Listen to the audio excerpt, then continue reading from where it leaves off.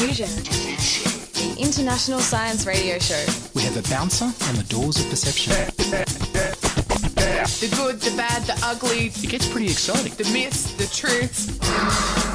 Toxicology. Astroseismology. Magnetism. The dark side. Genetically engineered potatoes. Planetoid.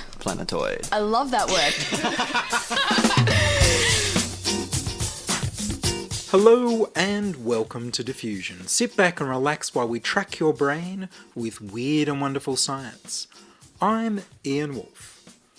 On this edition, the third of the series where Professor Mark Andrejevic deep dives into the issues of face recognition software. But first, here's news of racist vandalism.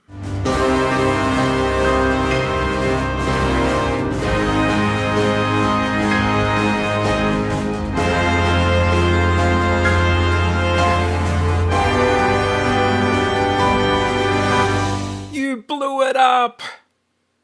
The Buni-Gurti-Gurama and Bini-Gura peoples have lived in the Juukan rock shelters in the Pilbara region of Western Australia for over 46,000 years, including through the last ice age. During Reconciliation Week, Rio Tinto blew the two oldest cave systems up. For comparison, the Buddhist statues destroyed by the Taliban were 1,500 years old. The city of Palmyra, destroyed by ISIL, was over 4,000 years old.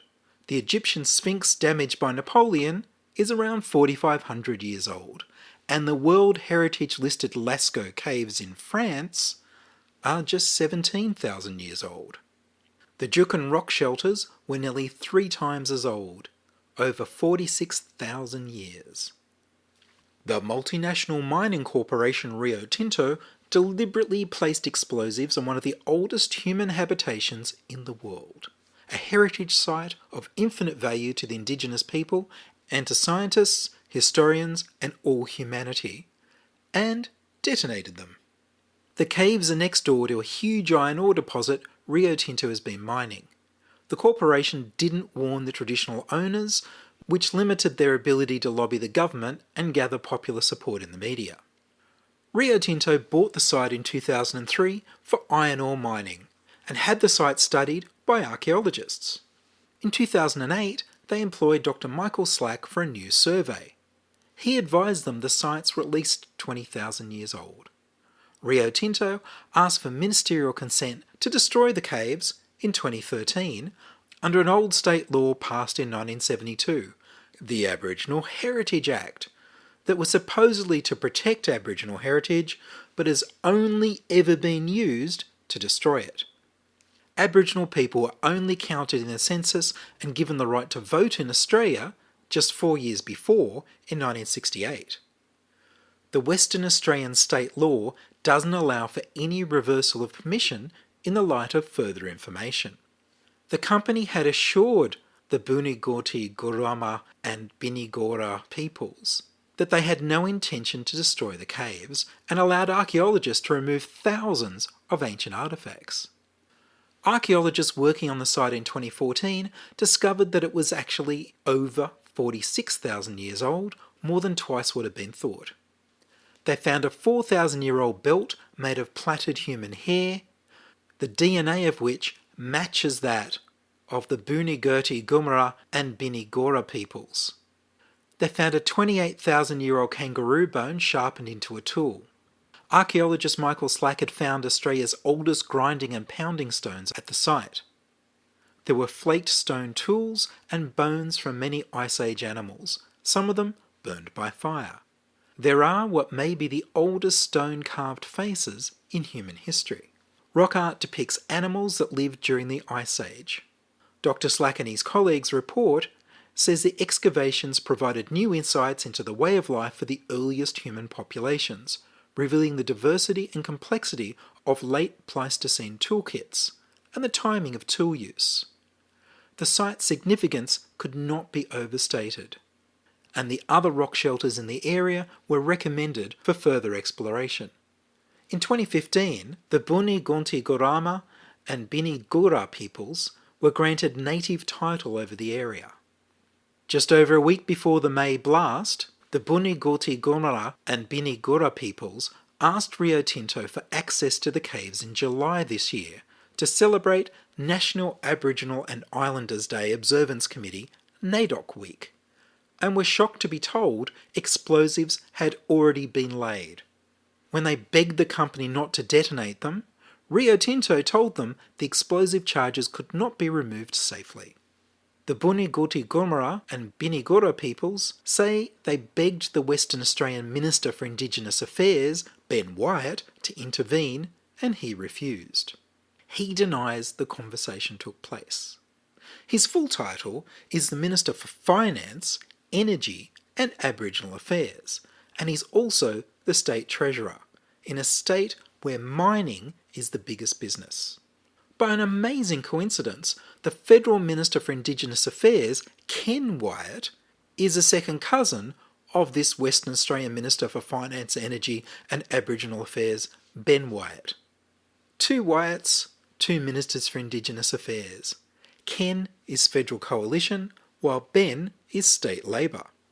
Fortescue Metals, the mining company owned by the same Andrew Forrest that's been profiting from misery from his Indue cashless welfare card, in 2018 sought permission under the same law to destroy a 23,000-year-old heritage site just 30 kilometres from the Juukan Gorge.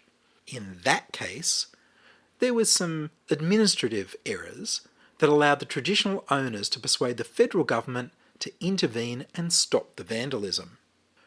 Rio Tinto released a statement saying sorry for the distress we have caused, which is not the same as apologising for the act of vandalism itself, and have failed to promise not to destroy the other ancient sites in their care. COVID tracked.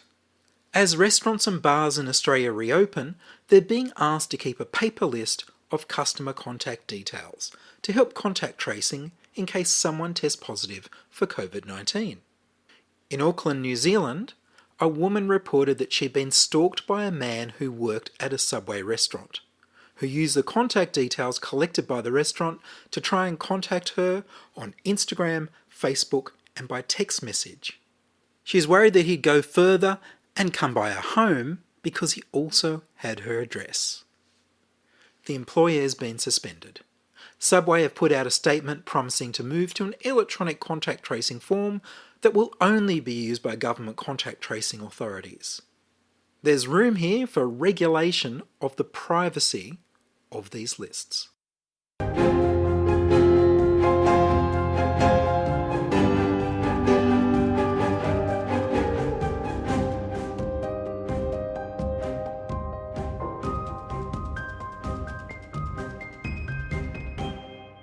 You're listening to Ian Woolf on Diffusion Science Radio. Send emails to science@diffusionradio.com. We're brought to you across Australia on the Community Radio Network and podcast over the internet on www.diffusionradio.com. Face recognition in the pandemic. Mark Andreyevich is Professor of Media Studies in the School of Media, Film and Journalism at Monash University. I spoke to him by Skype and continued our conversation by asking him about trust in authority and the COVIDSafe app. It seems to me that the authorities are telling us that we should just trust them when the Clearview leak shows that they were all lying to us. Yeah, well, there's a long history of, and not limited to Australia, of the public being lied to in the name of its security.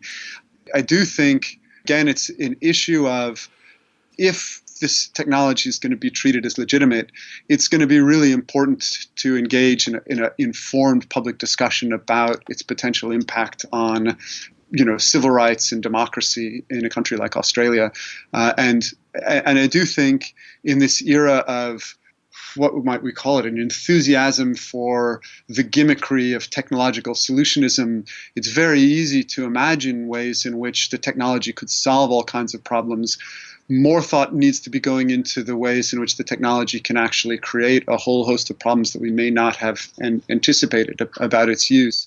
And more considered deliberation needs to be put into the technology before implementing it on a widespread basis, really thinking about the types of limitations we want and how it can be used, restrictions on its possible use in certain contexts, and restrictions on how the data is handled and prevention of its being repurposed in a variety of ways of the so-called function creep that is associated with so much digital information collection.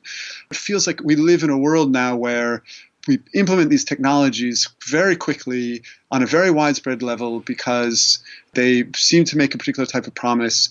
They're quite powerful in relation to their cost. And then down the road, we find ourselves dealing with the pathologies that they inflict on us. So think of social media, Facebook. I don't think Facebook spread so widely. Zuckerberg, didn't, and many of the folks involved didn't really think down the road about the possible pathological consequences it could have. And now we're thinking about them, but it's, in a sense, it would have been useful to think about these before the widespread implementation of the technology and its development. I do believe that Facebook is suing Clearview for the violation of its terms and conditions. So at least it's a few organisations are looking into the illegality of what's happened there. Yes, that's right. And it'll be interesting to see how that plays out, because there was a legal case that just came down a few months ago that it might go to further courts, but it indicated that, and this was a case that was being pursued by academic researchers who were using data that they were scraping from social media platforms precisely in order to hold these platforms accountable for the forms of discrimination that might take place on the platforms. And the question was, were they doing something illegal criminally because they were violating the terms of service of the company? So the company can implement any terms of service it wants. The question is, how legally binding are those? If Facebook says, you can't do this on our platform, Facebook doesn't carry the force of law, right? They can say anything they want. You can't be, I don't know, over the age of 50 and be on our platform. They could say that, but is it legally enforceable? And the verdict was that it wasn't a criminal scrape data off of Facebook. I think that still leaves the door open to, it could be, civil offense, could be, there could be economic damages for it. But it's an interesting question, because we do, on the one hand, we don't want information that's being put on Facebook to be able to be repurposed in the way that Clearview AI was doing it, clearly in violation of the expectations of the people who are on Facebook. At the same time, we also don't want to give these platforms the power to kind of unilaterally make into law any terms of service that they want, because we know what their terms of service are, right? Facebook says, and a lot of these platforms, we reserve the right to, actually, I'm not sure what the current Facebook terms of use are, but think of all of the apps that say things like, we have the right to use your likeness in any way we want forever, in any form of technology now or ever invented. And so we don't want to give the platforms the power to kind of legislate what they're able to do. So it becomes, as a society, we really need to make these decisions, decide what's illegal. And I think, we could probably make a pretty strong case for making it criminally liable to take images of people, biometric information, identifying information about themselves that they make available in one context, even if it's publicly available, and then repurposing it for the use of an app that would have potentially socially pathological consequences, the ability of anybody who has it to ID anybody else at a distance. So I think, again, as a society, we've got to think about the regulatory systems that we want in place to govern the power of these technologies. We do already have copyright laws over photos that say that you can't use someone else's photo to make money without permission of the person who took the photo. That's copyright law around the world right now. So you're thinking there might be a cause of action for copyright infringement on the part of Clearview AI because they're making money off of this app. I hadn't thought about that. I hadn't thought about an intellectual property case. And again, I don't know when you put it out there publicly, you're right. You don't lose copyright just because you publicly distribute your images. That's true. And I don't know where copyright lies, right? Would the copyright be, again, here it would be interesting to talk to lawyers, but my understanding is the copyright would lie with the person who took the photograph. So if it's a photo that you took, you'd have the copyright. But if it's a photo that somebody else took, presumably then they would have the copyright in it. When it comes to your image, there's another set of legislation about the use of your likeness to make money, that governs I can't make a T-shirt with Arnold Schwarzenegger's face on it and without licensing that. So, but that generally applies to people whose faces are considered to have a kind of proprietary interest in their likeness. But there might be. That would be very interesting to figure out the extent to which that's now applicable to all of us, to the extent that we're all being data mined for value. I don't know. Those might be interesting potential sites for a legal cause of action against a company like Clearview AI. And then there's the weird stuff, like there was a story about a Russian artist using face recognition. Is this the guy on the trains who was he created his own facial recognition app and he used basically the Russian equivalent of Facebook, and he'd go on the trains and he'd take pictures of people and then he'd find out who they were and he'd link the image on the train that he took of them with what he was able to find out about them online. I think that's the project you're talking about. Yes, that's it. Yeah, that was several years ago, and it was a kind of early demonstration of the power of existing social media platforms to kind of reverse engineer people's faces. Once you developed a system that could link a photo that you took on the train to publicly available images on a social media platform, then you could find out who those images belong to and what the background information available about those people. I think that points out the world that we live in now, where the technology is, in a sense, the capabilities of the technology are colliding expectations and social understandings in ways that force us to really engage with the questions that these raise. What does it mean now that it's possible to do something that was just technologically, even a couple of decades ago, just technologically almost unthinkable, to have it now be available on an app that you can install on your phone? I guess it's really in keeping with a lot of the technological developments we're facing, which is these things are transforming society so fast in ways that we haven't developed either social norms or institutional regulations and restrictions. And so we're kind of in that free-for-all moment. And companies like Clearview AI, it really feels like a free-for-all. Hey, I can do this. I'm going to create an app and raise a lot of money and use it for all kinds of purposes that people may well not have wanted, certainly didn't expect, and likely do not want their images to be used for. Yeah, we've got to develop a society that can keep up with the potentially pathological consequences of the technology that we're developing. And we're not doing a great job at the moment. What are your views on the rollout in Australia and around the world of contact tracing apps that don't seem to really connect with contact tracing? I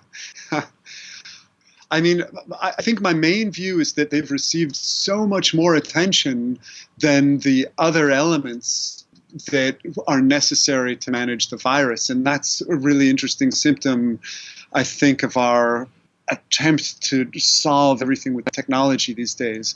Most of the literature that I've seen on this, and I'm not a health expert, so I'm just going what I've seen in terms of the widespread coverage, is that for a variety of reasons, although contact tracing apps can, in certain contexts, be very useful supplement to human contact tracing, human contact tracing is really the basis, combined with widespread testing for managing the spread of the virus. Once you've reached a point where it seems like through social distancing measures and other restrictions, the spread has become more controlled, how do you then, when you move to attempting to get back to normalcy, address the fact that there are going to be outbreaks? How do you quickly track down those outbreaks, manage them? It seems like widespread testing combined with human contact tracing is the main mechanism, and that the app contact tracing can, in some instances,